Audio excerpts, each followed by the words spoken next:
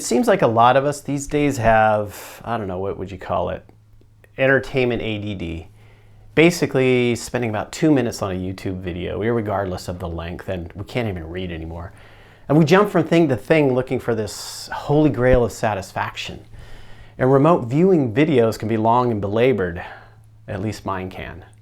So this series is called 180 Seconds, in which I will, attempt to relay remote viewing data on singular events and projects done in an extremely short period of time, plus or minus 180 seconds.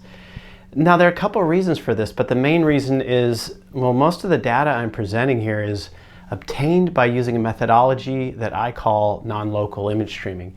And most of it's done in a group format. So because of this, there are no sketches, there's no data to show you because it's all verbal and then it's transcribed. Now, we still use the remote viewing protocol in which all viewers are given a coordinate or a tag so they're kept blind, but most of the time we will not use a CRV style methodology in this, but occasionally we will. CRV stands for Controlled Remote Viewing, and it's done on paper, was developed by U.S. intelligence through the Stanford Research Institute.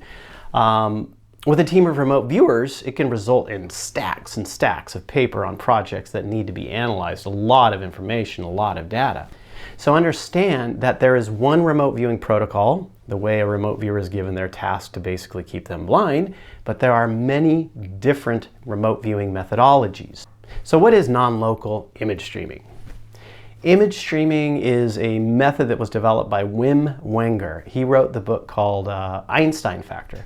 And he wrote this as a way to give people information on how to create more creativity and intelligence by allowing these random images to flow through your mind's eye and then verbalize them. As far as I know, he didn't conceive of getting non-local information through this method, but I use this for just that. And I use it a little bit differently though. I don't just go for the visuals. We start with the body and we allow our 5 senses to come into play, which actually results in more intense visuals.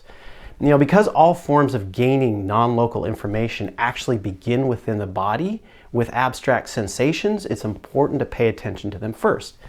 Now, the non-local side of this, non-local image streaming, is that I use it for viewing and experiencing things that are tasked through the remote viewing protocol, or things that are not perceivable by your immediate 5 senses. The group format of this is kind of like the precogs in the book and movie by Philip K. Dick, Minority Report, where they were working together to get information on future crimes. But, you know, unfortunately, we don't have the tanks to do this in at the moment. So, in other words, all this data is derived verbally and it's not written down, so there are no sketches to show you. So stay tuned. I hope to put this out on a weekly basis, and the first one, I think, is going to be on the Vatican telescope in Arizona.